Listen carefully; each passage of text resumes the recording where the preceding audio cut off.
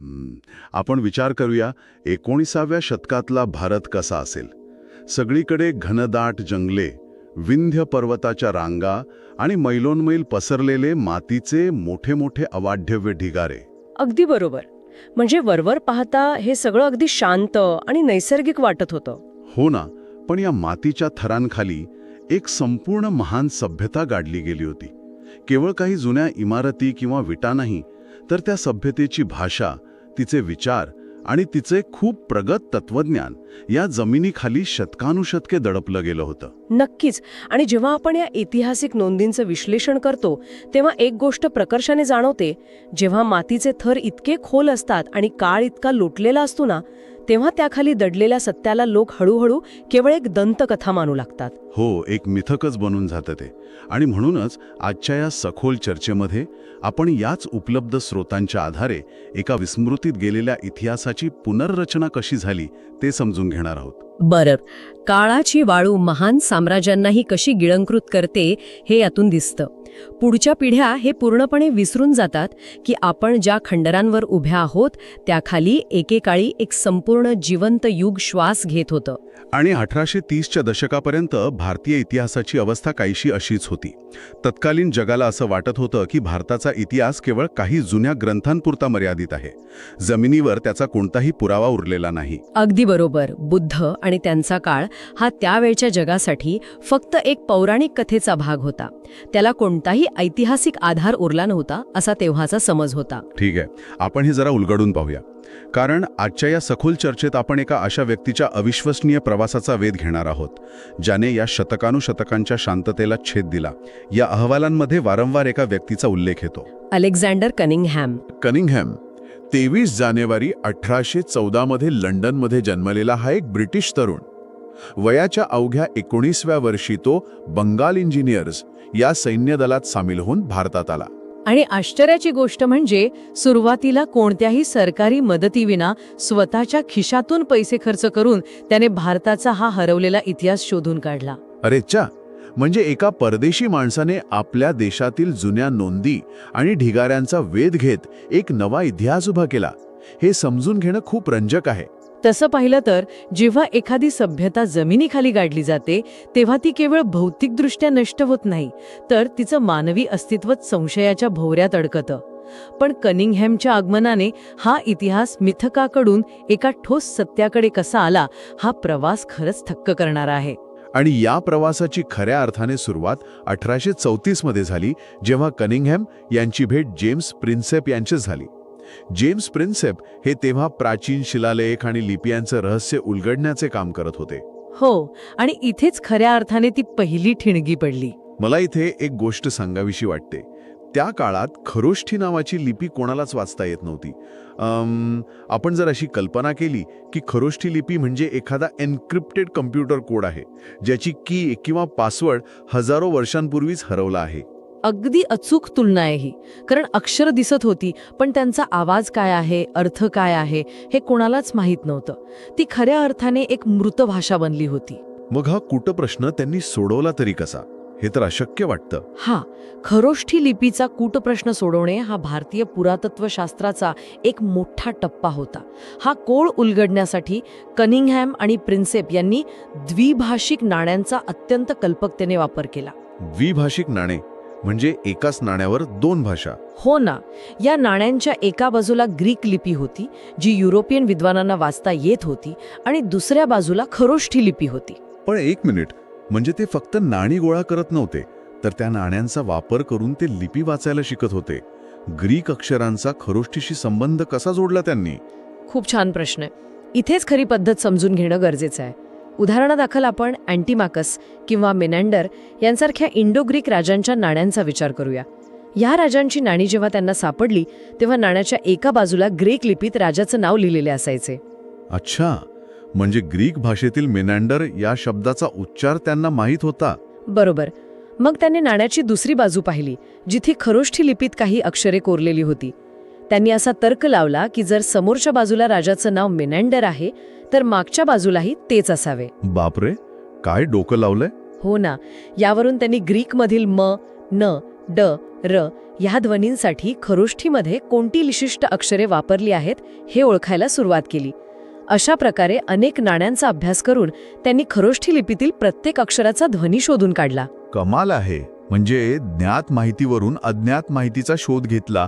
हे केवळ नाणी शोधणं नव्हतं, तर दगडांवर कोरेला लुप्त आवाज पुन्हा ऐकण्याचा तो एक वैज्ञानिक प्रयत्न होता. अगदी. पण सारनाथच्या बाबतीत जे घडलं तिथे तर कोणतीही नाणी नव्हती. तो एक वेगळाच टप्पा होता. हो, इथेच ही गोष्ट खऱ्या अर्थाने रंजक बनते. 1835च्या सुमारास हा तरुण इंजिनियर वाराणसीत पोचतो आणि तिथे सारनाथच्या मातीत काही अवशेष पाहतो. आता आपण विचार करूया. एका 21 वर्षांच्या तरुणाने वरिष्ठ अधिकाऱ्यांकडे उत्खननासाठी पैसे मागितले. पण त्यांनी परवानगी दिली, मात्र पैसे दिले नाहीत. हो, तरीही अलेक्झांडर कनिंगहॅम स्वतःच्या पगारातून तिथे खोदकाम सुरू करतो. हे खूप मोठं धाडस होतं. एका चुकीच्या घावामुळे शतकानुशतकांचा इतिहास नष्ट होऊ शकला असता. धाडस होतं आणि त्यात खूप मोठी जोखीमही होती. कारण त्या काळात जे काही थोडेफार लोक जुन्या वास्तू शोधत होते ते निव्वळ खजिना शोधणारे होते. ते लोक ढिगारे उडवून लावण्यासाठी थेट डायनामाइटचा वापर करायचे. बापरे, डायनामाइट म्हणजे जर कनिंगहॅमनेही चुकीच्या पद्धतीने कुदळ चालवली असती तर तो अमूल्य इतिहास कायमचा मातीत मिळाला असता. पण इथेच कनिंगहॅम यांच्या इंजिनिअरिंग पार्श्वभूमीचा फायदा झाला. त्यांनी इतर खजिना शोधणाऱ्यांसारखं अंधाधुंद खोदकाम केलं नाही. एका इंजिनियरच्या अचूकतेने मातीचे थर हटवले आणि त्यातून 145 फूट लांबीचा विशाल स्तूप बाहेर आला. पण माझ्या मनात एक मोठा प्रश्न निर्माण होतो. नुसती एक मोठी इमारत सापडणे हा काही ऐतिहासिक पुरावा होऊ शकत नाही. हे तेच ठिकाण आहे जिथे बुद्धांनी आपला पहिला उपदेश दिला होता. हे त्यांनी एवढ्या खात्रीने कसं सांगितलं? जेव्हा हा विशाल धमेक स्तूप बाहेर आला तेव्हा त्याच्या आत आणि आजूबाजूला काही कोरे उल्लेख आणि शिलालेख सापडले. जेव्हा जेम्स प्रिन्सेप यांनी तो शिलालेख वाचला तेव्हा सिद्ध झाले की हे तेच पवित्र ठिकाण आहे. म्हणजे तो नुसता एक विटांचा ढिगारा नव्हता, तर एका विस्मृत सभ्यतेचा तो पहिला शंखनाद होता. नक्कीच. हजारो किलोमीटर पसरलेल्या या भूभागात जिथे नद्यांनी आपले मार्ग बदलले आहेत, जुनी शहरे उद्ध्वस्त झाली आहेत, तिथे केवळ दिशाहीन खोदकाम करणं म्हणजे अंधारात तीर मारण्यासारखे नाही का? हा संशय अगदी रास्त आहे. आणि तत्कालीन विद्वानांनाही असंच वाटलं होतं. मी वाचले आहे की त्यांनी 1000 वर्ष जुन्या विदेशी प्रवाशांच्या डायऱ्यांवर अवलंबून राहण्याचा निर्णय घेतला. पण इतक्या जुन्या माहितीवर अवलंबून राहणं हा एक मोठा धोका नव्हता का? प्रवाशांच्या नोंदींमध्ये अतिशयोक्ती असू शकते. इथे सर्वात आश्चर्यकारक गोष्ट म्हणजे कनिंगहॅम यांनी ऐतिहासिक भूगोल नावाची एक नवीन पद्धत शोधून काढली. त्यांनी 7व्या शतकातील ह्युएन आणि 5व्या शतकातील फायान या चीनी बौद्ध भिक्षूंच्या प्रवासाच्या नोंदींचा वापर केला. पण ते कसं? म्हणजे चीनी नोंदींचा भारताच्या भूगोलाशी कसा ताळमेळ बसवला? ह्युएन आपल्या नोंदींमध्ये एका शहरातून दुसऱ्या शहरात जाण्यासाठी लागणारे अंतर ली नावाच्या चीनी एककात नोंदवले होते. कनिंगहॅम यांनी या लीचे 19व्या शतकातील ब्रिटिश मैलांमध्ये अत्यंत अचूक गणितीय भाषांतर केले. ते भाषांतर त्यांनी अचूक कसं केलं? कारण चीनी लीचं माप तर प्रत्येक काळात बदलत होतं ना. अगदी बरोबर. आणि म्हणूनच त्यांनी केवळ अंदाज लावला नाही, त्यांनी 2 अशी प्राचीन शहरे निवडली ज्यांचं स्थान निश्चित होते आणि जे आजही अस्तित्वात होते. उदाहरणार्थ मथुरा किंवा वाराणसी सारखी शहरे. अच्छा, म्हणजे 2 ज्ञात बिंदू घेतले. हो, त्यांनी या 2 शहरांमधील प्रत्यक्ष अंतर आधुनिक ब्रिटिश मैलांमध्ये मोजले आणि नंतर ह्युएनसांगच्या डायरीत पाहिले की त्याने या 2 शहरांमधील अंतर किती ली दिले आहे.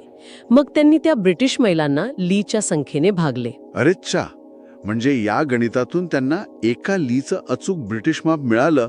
त्यांनी एक स्थिर गणितीय सूत्र तयार केलं. अगदी तसंच. आणि मग ज्या शहरांची ठिकाणे अज्ञात होती तिथले अंतर शोधण्यासाठी त्यांनी या सूत्राचा वापर केला.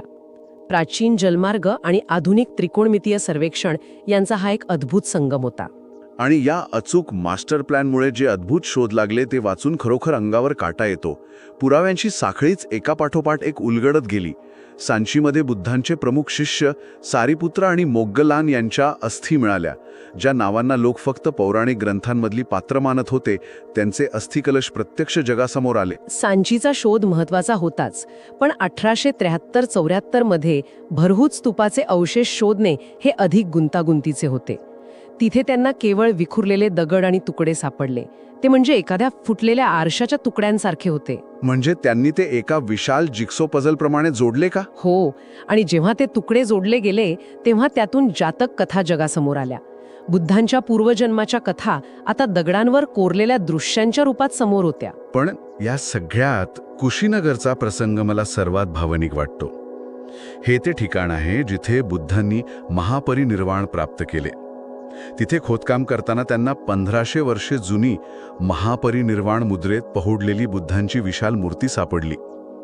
हा केवळ दगडांचा शोध नव्हता, तर त्या काळातील भावनांचा शोध होता. हो, आणि तांत्रिकदृष्ट्या हे खूप आव्हानात्मक होतं. 1500 वर्षे जमिनीत राहिल्यामुळे माती दगडासारखी कडक झाली होती आणि आतली ती 20 फुटांची विशाल मूर्ती वाळूच्या दगडाची होती. बापरे, वाळूचा दगड तर खूप ठिसूळ असतो. कुदळ लावली तर मूर्तीचे तुकडेच झाले असते. म्हणूनच त्यांनी अत्यंत लहान साधने, ब्रश आणि छोट्या चाकूंचा वापर करून आठवडेच्या आठवडे धीराने ती कडक माती खरवडून काढली. साध्या ओरखड्याविना ती मूर्ती बाहेर काढली. आणि त्या चेहऱ्यावरची ती करुणा आणि असीम शांती आजही पाहायला मिळते. हो ना, आणि मोहीम तिथेच थांबली नाही. 1881 मध्ये त्यांनी बोधगया येथे मूळ वज्रासन शोधून काढले, जिथे बुद्धांना ज्ञान प्राप्त झाले होते. आणि नालंदा, फ्रान्सिस बुकाननने शोधलेल्या खंडारांना कनिंगहॅमने ओळखलं की हा केवळ एक किल्ला नसून नालंदा महाविहार आहे. तक्षशिलामध्ये 20 वर्ष खोदकाम, अयोध्या, सासारामचे अशोक शिलालेख, हे अफाट आहे. पण मला एक सांगा, प्रस्थापित विचारधारेचे लोक हे सगळं सहज स्वीकारत होते का? अजिबात नाही. यावरून एक अतिशय महत्त्वाचा प्रश्न उभा राहतो. तत्कालीन ब्रिटिश आणि भारतीय विद्वानांसोबत त्यांचा मोठा वैचारिक संघर्ष झाला. कौशांबीचा वाद हे त्याचं उत्तम उदाहरण आहे. आता इथे एक गोष्ट स्पष्ट करणं गरजेचं आहे की आपण या चर्चेत कोणत्याही विशिष्ट गटाची बाजू घेत नाही आहोत. आपण केवळ त्या काळातील विद्वानांमधील वादाचे तटस्थपणे विश्लेषण करत आहोत. तर हा कौशांबीचा वाद नेमका काय होता? तत्कालीन विद्वान केवळ संस्कृत ग्रंथांवर अवलंबून होते. त्या अपूर्ण व्याख्येवरून ते प्राचीन कौशांबी विंध्य पर्वताजवळ मानत होते. पण कनिंगहॅमने चीनी प्रवाशांचे मार्ग, मूर्ती आणि शिलालेख यांच्या भौगोलिक स्थितीच्या आधारे सिद्ध केले की आजचे कोसम गावच प्राचीन कौशांबी आहे. म्हणजे ग्रंथांचे वाचन विरुद्ध प्रत्यक्ष जमिनीवरील पुरावे, असा हा संघर्ष होता. आणि कनिंगहॅम जिंकले. हो, आणि हे कार्य एका व्यक्तीपुरता मर्यादित राहू नये म्हणून त्यांनी 1846 मध्येच लॉर्ड कॅनिंगला प्रस्ताव पाठवला, ज्यातून 1861 मध्ये भारतीय पुरातत्व सर्वेक्षण म्हणजे ASIची स्थापना झाली. ते पहिले महासंचालक होते. आणि त्यांचा लिखित वारसाही खूप मोठा आहे.